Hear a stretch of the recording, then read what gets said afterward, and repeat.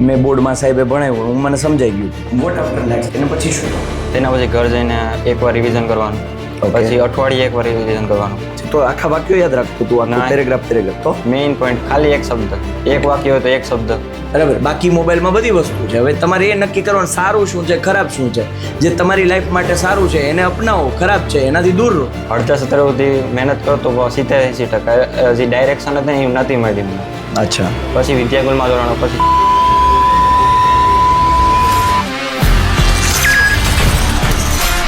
નમસ્કાર. Toppers interview સિરીઝમાં આજે અમે છીએ ગુશિયા ગામ, એટલે કે આમ તો સોમનાથ અને તાલાળા હાઈવે મતલબ રોડ પર છે, અને ત્યાં આપણે હિમાંશુની સાથે છીએ કે જેણે ધોરણ 10ની અંદર 99.94 PR એટલે કે સમગ્ર ગુજરાતમાં 6th રેન્ક છે એને મેળવ્યો છે.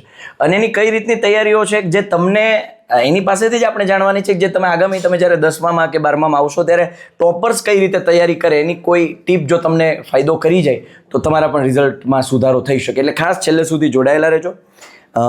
દીકરા, ખાસ તારું નામ, પર્સન્ટાઇલ, રેન્ક અને જે માર્ક્સ છે અને એમાં વિષય વાઇઝ માર્ક્સ છે એ ખાસ તું જણાવ. મારું નામ હિમાંશુ રાજેશભાઈ પરમાર. મારે 99.94 PR છે. મારે ગુજરાતીમાં 93, સંસ્કૃતમાં 100, વિજ્ઞાનમાં 100, ગણિતમાં 99, સામાજિક વિજ્ઞાનમાં 96 અને ઇંગ્લિશમાં 97. ગણિતમાં 99 બેઝિક મેથ્સ કે standard maths? Standard maths. Okay, standard મેથ્સમાં 99 છે. એટલે ખાસ સ્ટાન્ડર્ડ મેથ્સ એક તો ભારે, તમને બધાને ખબર હશે. સ્ટાન્ડર્ડ મેથ્સમાં 99 માર્ક ઇઝ ધ મતલબ બહુ બેસ્ટ અચીવમેન્ટ કહેવાય. દીકરા, ખાસ મારે આજે આપણે અહીંયા એકત્ર થયા છીએ તેનું મેઇન કારણ એ છે કે તું જે તૈયારી કરી રહ્યો હતો, હવે તું 10મું પાર કર્યું, એટલે તું એ એક અનુભવ થયો. આપણે કહેવાય ને કે એક અનુભવ લઈ લીધો. હવે અનુભવ થાય એટલે એમાંથી કંઈક શીખ્યા હોય. એ જે શીખ્યા છો એ હવે તારા આવનારા જે જુનિયર્સ છે જે 10માની પરીક્ષા આપશે એને તું જણાવીશ તો એને એટલો બેનિફિટ થાય. તો ખાસ આપણે એ આ વિદ્યાર્થીઓને આપણે હેલ્પફુલ થવા માટેના પ્રયત્નો આજે આપણે કરીએ છીએ. અને એમાં ખાસ મારે અને આ વિદ્યાર્થીઓને પણ એવી જાણવાની ઈચ્છા કે આ સંસ્કૃત અને વિજ્ઞાનમાં 100માંથી 100 માર્ક્સ કઈ રીતે આવ્યા? વિજ્ઞાનમાં સૌથી પહેલાં એનું મેઇન છે કે ટોપિક ક્લિયર થવો જોઈએ. જો ટોપિક ક્લિયર થયો તો એમાં વાંધો ન આવે એમાં. પછી તેમાં ક્વેશ્ચનની પ્રેક્ટિસ કરવાની, સ્વાધ્યાયમાંથી, સ્વાધ્યાય પોથીમાંથી, પછી અન્ય DPP આવે એમાંથી. ઓકે, એટલે એમાં ટોપિક ક્લિયર થઈ ગયો. પછી DPP સોલ્વ થઈ ગઈ, પ્રેક્ટિસ થઈ ગઈ. DPP ક્યાંથી? મતલબ DPP વિદ્યાકુલ. હા, અચ્છા, એપ્લિકેશનમાંથી DPP. ઓકે. અને એ તૈયારી કરતો હતો, DPP બધી સોલ્વ કરતો કમ્પ્લીટ. ઓકે. અને એ કન્સેપ્ટમાંથી પછી એક વખત સમજાઈ ગયું, લાઈક મને, હું એક વખત સર સામે બેઠો છું અને મેં બોર્ડમાં સાહેબે ભણાવ્યું, હું મને સમજાઈ ગયું. What after next? એને પછી શું? તેના પછી ઘર જઈને એકવાર રિવિઝન કરવાનું, પછી અઠવાડિયે એકવાર રિવિઝન કરવાનું, પછી મહિને એટલે નેક્સ્ટ ટાઈમ. અચ્છા, આ સ્ટ્રેટેજી. અચ્છા, જે એક વખત મેં લેક્ચરમાં મેં પણ કીધું હતું કે ડેઈલીનું ડેઈલી કરો. તમે બહુ સીધી વાત છે. તમે આજે જે 5 કલાક ભણ્યા છો ને એને સૂતા પહેલાં રિવિઝન કરવા બેસો ને તો 15 મિનિટ થાય, ખાલી નજર ફેરવવાની છે. પછી એક વીક પૂરું થાય એટલે એક અઠવાડિયાના જેટલા પણ સબ્જેક્ટ છે એક દિવસમાં તમે 5 કલાક 4 કલાક બેસો ને આખા અઠવાડિયાનું ક્લિયર થઈ જાય. અને આખા મહિનાનું છે તમે એક દિવસ કાઢી અને 8-10 કલાક બેસો એટલે આખા મહિનાનું રિવિઝન. પણ રિવિઝન કરવાનું એટલે એનો મતલબ એવો નથી કે આમ બધું આખું પાછું મુદ્દા લખવાના, સાહેબ 5 ચેપ્ટર કેમ લખવાના. ખાલી નજર ફેરવો, તમે કન્સેપ્ટ ક્લિયર કરો. ધીરે ધીરે એ ઘૂંટાશે. ઘૂંટાય તો તમને લાંબો સમય સુધી યાદ રહે. બરાબર? તમે જુઓ, તમારા નામ, તમને તમારું નામ ભૂલાશે નહીં. કેમ? તો કે નાનપણથી તમે ઘૂંટો છો. પપ્પાના નામ, મમ્મીનું નામ, તમે કોઈ ગામ, તો એ ઘૂંટો છો ને એટલે તમને લાંબો સમય સુધી યાદ છે. રાતે કદાચ ઊંઘમાં તમને ઉઠાડીને પૂછે, તમને પૂછો કયું ગામ, આનું ઉઠાડીને પૂછો તો આંખ બંધ હોય, અડધી ઊંઘમાં કયો ઘૂસિયા એમ કહી દેશે. કેમ? તો કે નાનેથી રિપીટ થાય છે. વાત સમજાય છે? એટલે આ રિપીટેશન છે ને એ તમારી જરૂર છે. ઓકે બેટા, ગણિત વિષયને કઈ રીતે તૈયાર કરો? સ્ટાન્ડર્ડ મેથ્સમાં તો ખાસ ગણિતમાં જે ટેક્સ્ટ બુક હતી એમાં તો 100% કરવાનું, એમાં બધી દાખલા ગણવાના. પછી કેટલી વખત સોલ્વ કરી ટેક્સ્ટ બુક? ટેક્સ્ટ બુક 5-6 વાર. ઓકે, આખી ટેક્સ્ટ બુક 5-6 વાર. ઓકે, હા. પછી અન્ય પ્રકાશન હોય, પ્રેક્ટિસ વર્ક હોય, એમાંથી સોલ્વ કરવાના. ઓકે. મહત્તમ એની પ્રેક્ટિસ કરવાની કે આમાં કયા કયા ક્વેશ્ચન આવી શકે. હેતુલક્ષીની કઈ રીતે તૈયારી હતી તારી? હેતુલક્ષીમાં અમારે શાળાએ કરાવતા, પછી હું મારી રીતે કરતો. બરાબર. પછી તમારા હેતુલક્ષીના પ્રહાર એ બધી સોલ્વ કરી હતી. અચ્છા, હેતુલક્ષી પ્રહાર PDF તે સોલ્વ કરી હતી તો કમ્પ્લીટ આખી કરી હતી? હા. અરે વાહ, ગ્રેટ. એટલે હેતુલક્ષીના 24 માર્કનું ટેન્શન તને નહીં. હવે આજે 1 માર્ક કપાયો. આઈ થિંક આજે ટ્વિસ્ટ 2 સવાલ હતા, એમાંથી એક તારો સાચો પડ્યો હશે ને એક એમાંથી ગયો હશે. એ જે ટકાવારી વાળો હતો એમાં જ ક્ષેત્રફળ વાળું વધારો ને ઘટાડો એમાં જ કપાયો હશે આઈ થિંક. એમાં ગયો ને? કારણ કે એક સાથે 2 સવાલ પૂછ્યા તેમાં. ઓકે, સરસ. તો ગણિતની દાખલાઓ ઘણી તૈયારી કરી. ઓકે, સામાજિક વિજ્ઞાનમાં? સામાજિક વિજ્ઞાનમાં પહેલાં તો બહુ અઘરું લાગતું હતું, પછી મેઇન પોઈન્ટ એ લખતો જો અને વધારેમાં વધારે રિવિઝન કર્યું, બધી કરતાં વધારે સામાજિક વિજ્ઞાનમાં રિવિઝન, એમાં વેકેશનમાં રિવિઝન કર્યું હતું. ઓહો, ઓકે. કારણ કે એમાં યાદ રાખવાનું આવે એટલે સ્વાભાવિક છે. બરાબર છે. આપણે પ્રાર્થના પેલી વારે ન યાદ રહે, પણ વારંવાર સાંભળો તો એ પ્રાર્થના આપણે એમને આખી ગાતા હોય, જીવન અંજલિ થાજો મારું, જીવન અંજલિ થાજો, હે ને? તો એને વધુ વખત યાદ રાખવા માટે એને રિવિઝન કર્યું. સામાજિક વિજ્ઞાન થિયોરિટિકલ સબ્જેક્ટ છે, તો આખા વાક્યો યાદ રાખતો તું, આખું પેરેગ્રાફ તો મેઇન પોઈન્ટ ખાલી એક શબ્દ, એક વાક્ય હોય તો એક શબ્દ, પછી બીજો વાક્ય બીજો, એમ લખી નાખવાના. મેઇન કી પોઈન્ટ હોય એ લખી નાખવાના, પછી યાદ રાખવાના એના ઉપરથી. ઓકે. એવી કોઈ નોટ્સ પડી છે તારી સામાજિક વિજ્ઞાનની? નોટ્સ તો એમ તો નથી પડી. ઓકે. હા ભાઈ, સ્વાભાવિક છે. 10મું પૂરું થઈ ગયું, હવે હું અને હવે તો મારે સાયન્સમાં જવું. સામાજિક વિજ્ઞાન આડું નહીં આવે ક્યાંય નહીં. સ્વાહા, અંતિમ દર્શન પગે લાગીને કે જય માતાજી. ઓકે. નહીતર હોત ને તો હું આનો શોર્ટ બનાવ, છોકરાને કહે કે જો આ રીતે નોટ્સ બને. ઓકે, વાંધો નહીં. સામાજિક વિજ્ઞાનને તે નોટ્સ ભાઈ આખા વાક્યની જગ્યાએ એક શબ્દ કોઈ છે એને ફ્લો બનાવી દો અને ફ્લોને એક્સપાન્ડ કરો તમારી મૌલિકતાથી અને સારી વાક્ય રચના સાથે. એને આ મેથડ છે ને સાયન્સમાં બહુ કામ લાગશે. અચ્છા. કેમેસ્ટ્રી અને ફિઝિક્સમાં, કારણ કે બાળકને કેમેસ્ટ્રી અને ફિઝિક્સ બેમાં થિયરી કન્સેપ્ટ બધા આવવાના છે. ઈ અત્યારે જે ટેવ પડી ગઈ છે ને, સેમ એને ગણિત છે તો ગણિતમાં બધું એને ગણતો હતો અને સ્ટાન્ડર્ડ મેથ્સ પાછું, એટલે ઓલરેડી એનું ઈ લેવલ સેટ થઈ ગયું છે કે ભાઈ આ રીતની મેથડ, આ રીતની વસ્તુ, આ રીતના કન્સેપ્ટ એમ આવવાના છે. હવે ખાલી એ સિસ્ટમમાં 11-12 સાયન્સનો કન્સેપ્ટ ફિટ કરવાનો છે. બરાબર છે. ઓકે. ઇંગ્લિશની કઈ રીતે પ્રિપરેશન હતી? ઇંગ્લિશમાં માર્ક્સ કેટલા છે ઇંગ્લિશમાં? ઇંગ્લિશમાં છે 97. 97. ઓકે. એને એમનું કહી દઉં છે. હા. અચ્છા, એની તૈયારી કઈ રીતે હતી? ઇંગ્લિશમાં પહેલાં થોડુંક નબળું હતું, એટલે ઇમ્પ્રૂવ કર્યું. એમાં ટેક્સ્ટ બુક ક્લિયર કરી, પછી એમાં વધારેમાં વધારે ગ્રામરમાં પ્રેક્ટિસ કરી. નવનીત હતી એમાંથી પ્રેક્ટિસ કરી હતી વધારે પડતા, આમાં નિશાળે કરાવતા. બરાબર છે. ઓકે. સો ગ્રામરની ધ્રુવી મેમનો વિડીયો બધી લેક્ચર જોઈ લીધા. ઓકે. એ લેક્ચર્સ બધા અટેન્ડ કરતા હતા. ઓકે. એમાંથી તને કન્સેપ્ટ ક્લિયર થઈ જતા. Okay, great.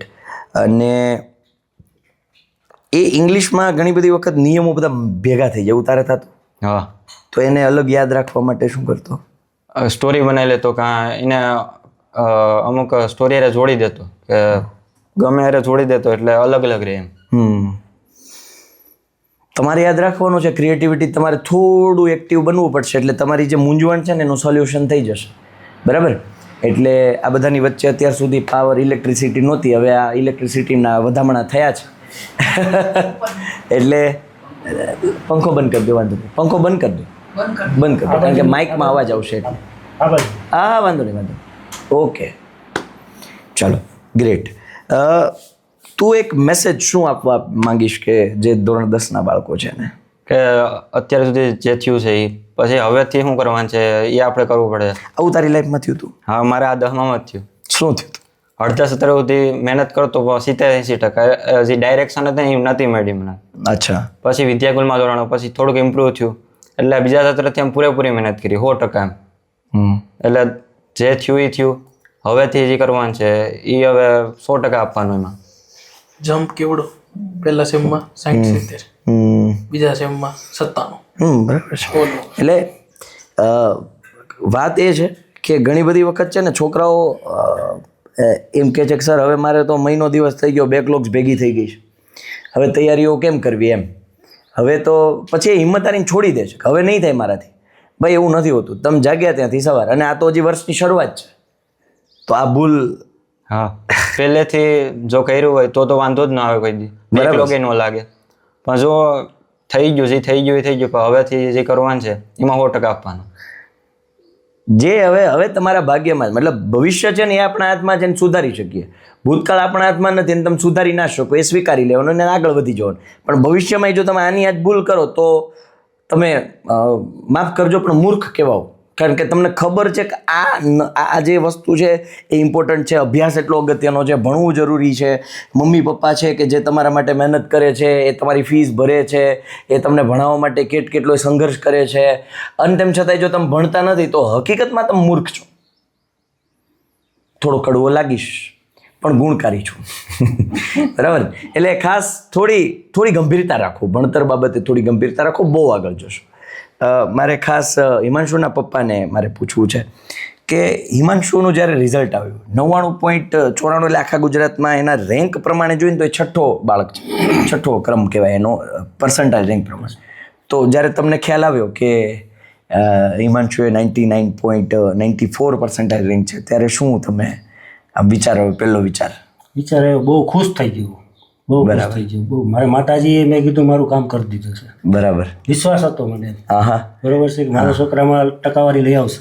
ઓકે. અને તમે એને મહેનત કરતા જોયો તો? હા, જોયું પૂરેપૂરો. બરાબર.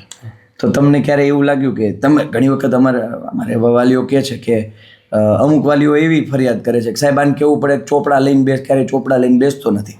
અમુક વાલીઓ એમ કહે છે કે સાહેબ અમારે આને એમ કેવું પડે કે ભાઈ ચોપડા મૂકી દે, હવે સુઈ જા. તો આ કયા કેસમાં? મારે એવી રીતના કેવું પડતું હતું, હવે સુઈ જા. બરોબર છે. આ ઉજાગરા મેં કીધું દરરોજના એવડા થાય છે તો તને તકલીફ થશે. હા, બરાબર. પછી હું તો ઓકે. પછી એના માટે સાચો જ હતો. પણ આ ઉજાગરાનું ફળ જોયું તો? એનું ફળ ઘણી વખત કહીએ છીએ તમે જ્યારે ઉજાગરા, રાત ઉજાગરા સંઘર્ષ કરો બહુ છો. કર્યા ઉજાગરાને.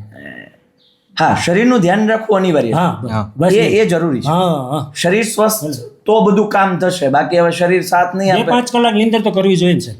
અચ્છા, તો એટલી બધી અઢી રાતના એટલે પરીક્ષા હોય તો અહીંયા બેકલોગ લાગી જતો ને એટલે, બાકી પહેલેથી તો ધ્યાન દીધું હોત પૂરેપૂરું તો કદાચ આ ન વાંધો આવે, લોડ ન લેવો પડે. હા, પણ શરીરનું ધ્યાન રાખવું. મહેનત બહુ પુષ્કળ કરી સાહેબ. બીજા સત્રથી 4%. કોઈ જમવામાં હા, કોઈ ધ્યાન દીધું નહીં. બરોબર છે. કોઈ વસ્તુમાં ધ્યાન નહીં, એને બસ એ ભણતરમાં જ ધ્યાન, બીજી કોઈ ધ્યાન જ ન દીધું. પેલું કે ને માથું નીચું રાખીને બસ મહેનત કરે રાખવું, પરિણામ આપોઆપ આવશે. એને માથું નીચું કરીને દોડે ગયો ને. આ કાઠિયાવાડી ભાષામાં કહે ઊંધું ઘાલીને કામ કરવાનું. આપણે એમ કહે ઊંધું ઘાલીને, તો કદાચ તમે આ બાજુ ને અમારી બાજુ એવું બોલે કે માથું નીચું રાખીને દોડવા જ મળવાનું, કામ જ કરવાનું છે, પરિણામ આપોઆપ આવશે. એને છેલ્લા મહિનામાં બસ આ મહેનત કરી, યોગ્ય ડાયરેક્શન સાથે. જો તમે માથું નીચું રાખીને બીજું કાંઈ જોવાનું જ નથી, આજુબાજુ શું થાય છે, લોકો શું બોલે છે, કશું જ કાંઈ જ ફરક નહીં. 99.94 લાવવા છે કે જે કંઈ પણ તમારે પર્સન્ટેજ લાવવા, જે ટાર્ગેટ છે લખી નાખો ને એને સામે જોઈ રાખો, બસ આ મેળવવું છે અને આનાથી મારે ટાર્ગેટ સેટ કરવું ને આને અચીવ કરવો છે, બસ મહેનત કરતા રહો. બેનને ખાસ મારે પૂછવું છે કે દીકરો આટલું પરિણામ લાવ્યો તો શું તમારું રિએક્શન હતું? ખુશી તો મળે ને, મા બાપના ગૌરવની વાત કહેવાય કે બાળક હવે ટકાવારી લાવે કે મા બાપનું નામ રોશન થાય, બાળક થકી તમારું નામ રોશન થાય ને મમ્મી પપ્પાને. બરાબર. અમને વિશ્વાસ હતો કે અમારો છોકરો અમારો એક દિવસ નામ રોશન કરશે. કર્યું, ખરેખર કર્યું છે. સુરતથી આવવું પડ્યું, અમારે ટ્રોફી લઈને આવવું પડ્યું બનાવીને કમ્પ્લીટ. સરસ ભાઈ. સંઘર્ષની કિંમત હંમેશા એ આપણને મળે છે, એનું રિવોર્ડ મળે છે. સંઘર્ષ કરતા રહો, મહેનત કરતા રહો અને ટાર્ગેટને વળગીને રહો, ચોક્કસથી ડેફિનેટલી એ તમને પરિણામ આપશે. કંઈ મેસેજ તારે આપવો હોય તારા જુનિયર્સને, કે અથવા તો કંઈ એવી વસ્તુ કે જે તને અહીંયા સુધી પહોંચાડી હોય, કોઈ એક પોઈન્ટ કે એવી કોઈ એક હેબિટ કે જો અમારા બાળકોને તું કહી શકતો હોય કે જે ડેવલપ કરવી જરૂરી છે? મોબાઈલથી વધારેમાં વધારે દૂર રહેવું આમ. એટલે મોબાઈલમાં જો મોબાઈલ સારો છે પણ એમાં જો યોગ્ય. હા, બરાબર. મોબાઈલ દેવ છે ને દાનવ છે. સિક્કાની બે બાજુ છે. મોબાઈલ દેવ છે, દાનવ છે. પૂજતા આવડે તો દેવ, અને એના નેગેટિવિટીની જો તમે નજીક જાશો તો એ દાનવ છે. મોબાઈલ તો ભાઈ એમાં બધું મળે છે, સારું મળે છે, નબળું મળે. જો તમે ભણવા માટે ઉપયોગ કરો છો તો કેટલાય સોર્સિસ છે. અમે તો આપણે તમે ખાલી ચેનલ ખોલશો ને તો તમને આઈડિયા આવશે કે ભાઈ ભણી શકાય છે. અને આ જો ગ્રામ્ય વિસ્તારના આ બાળક જો ભણી શકતા હોય ટેકનોલોજીના માધ્યમથી, તો જે તે વિદ્યાર્થી છે એટલું તો શીખી શકે કે મોબાઈલના ઉપયોગથી આપણું કામ થાય છે, સારું કામ થાય છે. બરાબર. બાકી મોબાઈલમાં બધી વસ્તુ છે. હવે તમારે એ નક્કી કરવાનું સારું શું છે, ખરાબ શું છે. જે તમારી લાઈફ માટે સારું છે એને અપનાવો, ખરાબ છે એનાથી દૂર રહો. બરાબર. મોબાઈલથી દૂર રહેવું એ સોલ્યુશન નથી. મોબાઈલની અંદર જે નેગેટિવ વસ્તુ છે એનાથી દૂર રહેવાની હેબિટ પાડવાની છે. હા, એ થોડું કઠણ ખરું, થોડું ટફ ખરું એને. તો યસ વિદ્યાર્થીઓ, આશા છે કે તમને આ જે ઇન્ટરવ્યૂ છે હેલ્પફુલ સાબિત થશે. આવી જ રીતે મહેનત કરતા રહો, આગળ વધતા રહો, સપનાઓને સાકાર કરતા રહો, માતા પિતાનું નામ રોશન કરતા રહો, સમાજને ઉપયોગી થવા, રાષ્ટ્રને ઉપયોગી થાઓ, એવી આશા, અભિલાષા, અપેક્ષા સાથે આપનો મોટો ભાઈ સાહિલ વેકરિયા, પાર્થભાઈ લીંબાસિયા અને ઓફ ધ ફ્રેમ અમારે કેતન દાદા અને ખાસ શિક્ષકોની સારી ટીમ તમારી સાથે છે એ શુભેચ્છા સાથે thank you so much once again. ફરી પાછા કોઈ ટોપર્સના ઇન્ટરવ્યૂ માટે મળીશું. ત્યાં સુધી બાય, ટેક કેર, જય હિન્દ, જય ભારત, ભારત માતા કી જય, વંદે માતરમ, જય ગરવી ગુજરાત, જય સોમનાથ.